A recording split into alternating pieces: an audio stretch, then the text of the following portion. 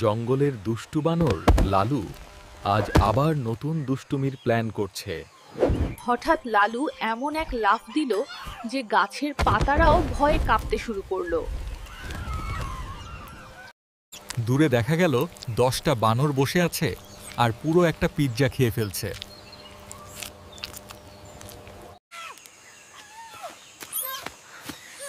আমাকে দাও, আমিও পিৎজা খাবো। আপনারা দেখছেন এসআরজি বং কার্টুনস।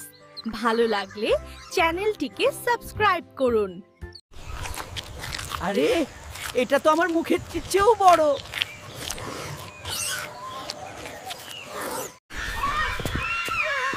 আমাকে দাও, আমিও পিৎজা খাবো।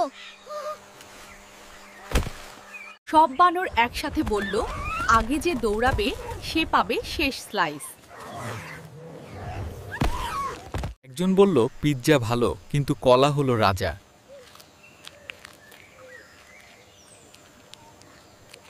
বৃষ্টি শুরু হওয়ার সাথে সাথে ছোট বানরদের একটাই পরিকল্পনা ছিল, তাদের মায়ের কোলে লুকিয়ে থাকা।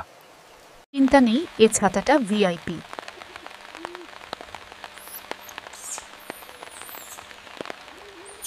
বৃষ্টি থামতেই আবার শুরু হলো ওদের দুষ্টুমি, একটা ওয়াইড আইড স্টিয়ারিং কম্পিটিশন।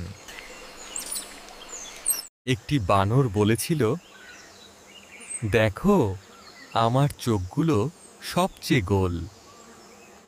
আরেক কোণে দেখা গেল বানরেরা সাজগোজ করেছে শাকসবজি হয়ে।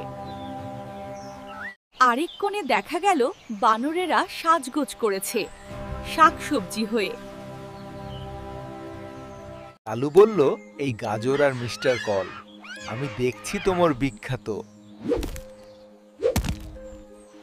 হঠাৎ দেখা গেল 3 বানর সাপের ওপর বসে আছে, যেন এটা তাদের ট্যাক্সি।